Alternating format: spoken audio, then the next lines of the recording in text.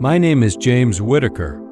I'm 82 years old, and lately I've found myself looking back more often than forward. It's a gentle pull, a quiet call toward reflection, born from the awareness that the years ahead are fewer than the ones behind. I'm neither a philosopher nor a poet, just an ordinary man who's lived through enough joy and sorrow to understand how life shapes us softly, often invisibly. Why share these lessons now? Because age grants perspective. At this point in life, we begin to see clearly the quiet truths hidden in plain sight, truths I once overlooked. I've come to believe certain insights can only be understood after living 7 decades or more. And perhaps in sharing them, I might offer comfort, clarity, or even quiet companionship to someone else walking this path. I've come to believe certain insights can only be understood after living 7 decades or more. And perhaps in sharing them, I might offer comfort, clarity, or even quiet companionship to someone else walking this path. Lesson 1. The illusion of time. At 30, I believed I had all the time in the world. Days seemed infinite, years an abundant resource I could freely spend. But I vividly recall my daughter Sarah, then 8, tugging at my sleeve on a busy Saturday morning, begging me to read her favorite storybook. "Later, sweetheart," I said, focused on tasks that now seem laughably unimportant. Later turned into never, as it so often does. Sarah quietly stopped asking. Years passed. Now she has children of her own.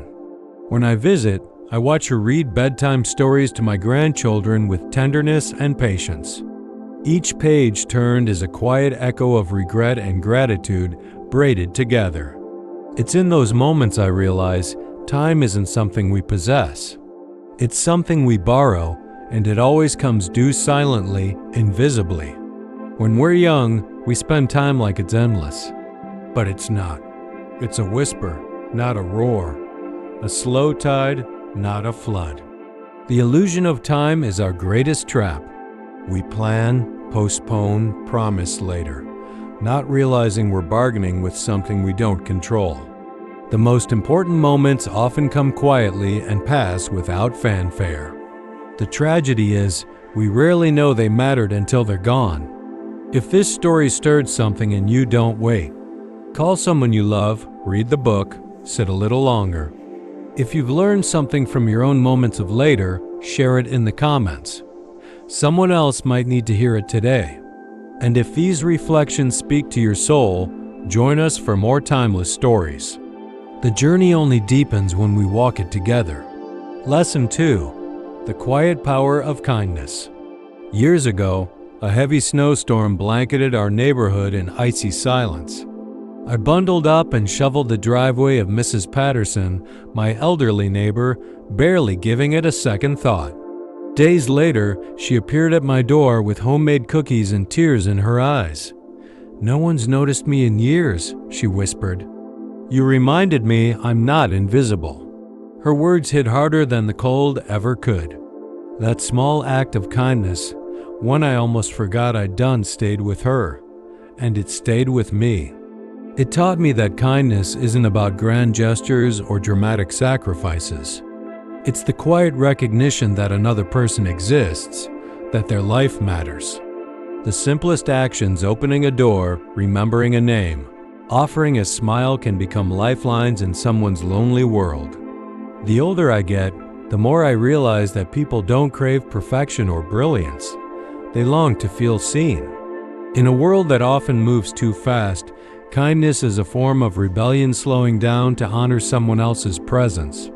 I've seen how a kind word can soften anger, how a small favor can restore hope. The ripples spread quietly, but they reach far. Remember this: kindness is silent strength. It's the whispering voice of humanity, a gentle reminder that we are not alone in this world. Offer it freely, not because you expect something back, but because it echoes long after the moment has passed. And sometimes it circles back to you when you need it most, wrapped in quiet grace. Lesson 3. The fading of ego.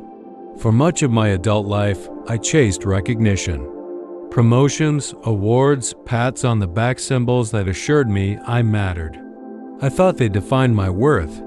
Yet after retirement, as titles faded and applause ceased, I felt lost. Who was I without them? The silence was disorienting at first, like waking in a room where all the furniture had been moved while I slept. Then, one quiet afternoon, sitting by a lake, I watched leaves drift downstream. Their calm surrender mirrored something stirring inside me. I realized ego had shaped my life, then quietly left me to rediscover who I truly was. Stripped of vanity, I found a strange new clarity. I no longer lived for others' approval. I felt lighter, simpler, more honest. Let your ego fade with grace. Let it fall away like old skin, revealing the quieter self underneath. Peace doesn't live in applause. It lives in stillness, in knowing who you are when no one's watching. That version of you, the one that doesn't need permission, is the truest and the one most worth trusting. Let me ask you something. What are you still chasing that no longer serves you? If you've had a moment of ego fading, share it in the comments. Your story might offer someone else quiet courage. And if this reflection resonates, stay close. We're just getting started on this journey of gentle truths. Lesson 4. The bittersweetness of letting go. My wife, Margaret, passed away 5 years ago. She was my best friend, my partner through every joy and sorrow. Letting go was unimaginably painful. The house echoed emptiness, her laughter replaced by quiet rooms and solitary meals. Even the ticking of the clock sounded louder, as if time itself was asking where she had gone. Yet, in the grief, I learned something powerful. Loss is the quiet affirmation of love. The pain of letting go reflects the depth of what we've held dear. Each goodbye reminds us how deeply we've been blessed. At first, I resisted the pain filling my days with distractions, but pain waits. It sits patiently until you're still enough to feel it fully. Eventually, I stopped running. I sat with the grief. Slowly, it became a teacher not to forget, but to remember with grace instead of despair. I keep a drawer of her handwritten notes. I drink the tea she once loved. I still talk to her sometimes. The ache remains, but it no longer breaks me. It reminds me, I once loved greatly and was loved in return. Loss will visit us all. When it does, let it teach you. Let it carve you open, not to hollow you out, but to expand your capacity for gratitude. Bittersweetness is the cost of true connection, and if we've loved well, we pay it with open hearts. Because in the end, love remembered is still love. And letting go is simply love's final form of grace. Lesson 5. The beauty of ordinary moments. At 75, I began noticing things I'd overlooked all my life. The steam rising gently from my morning tea, birdsong outside my window, the soft warmth of sunlight on my hands. Ordinary moments, once dismissed as mundane, now glow with quiet magic. I find myself watching shadows dance on the wall or listening to the wind sway through old trees like a forgotten melody. I recall one afternoon, sitting in my garden, watching butterflies drift lazily from flower to flower. Nothing extraordinary happened, yet a profound calm filled me. That simple moment lingered in my heart far longer than promotions or accolades ever did. In that quiet space, I met myself, not the striving man of ambition, but the grateful soul behind him. Younger years are often about chasing titles, milestones, affirmation, but with age comes a gentle truth. Presence is enough. A shared laugh, a soft breeze, a kind word. These are the sacred details we overlook until time slows us down enough to notice. The ordinary, it turns out, was never ordinary at all. Now I seek the ordinary on purpose. I light a candle before dinner. I linger longer in conversations. I listen to music not as background, but as language. Life hides its deepest joys in the smallest corners. Don't wait for a milestone to feel alive. You're living right now in the blink of a smile, in the hush of morning light, in the stillness asking only that you pause. And B. Lesson 6. The Strength Found in Solitude. After Margaret passed, solitude terrified me. The silence in our house wasn't peaceful, it was hollow, echoing with memories. At first, I filled my days with noise. The TV always on, radios humming in every room. I mistook distraction for healing. The quiet felt too loud, too honest. Like it knew I wasn't ready to face what remained after goodbye. But solitude has a way of waiting patiently. Over time, I began to sit with the silence. And in that stillness, I discovered a quiet strength. Solitude became a companion, not the absence of love, but the space where reflection and resilience quietly grow. It softened my grief, not by removing it, but by teaching me to carry it with grace. But solitude has a way of waiting patiently. Over time, I began to sit with the silence. And in that stillness, I discovered a quiet strength.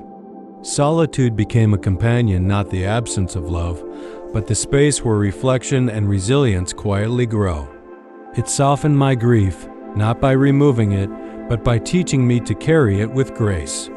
One rainy afternoon, I sat watching the drops race down the window. I wasn't lonely, I was full of memory, of thought, of presence. That was the day I realized solitude had changed me. It stripped away the noise and let me see myself clearly. It introduced me to a man I hadn't met before, calm, steady, and quietly strong. Final reflection, bringing it all together. At 82, I've discovered something essential.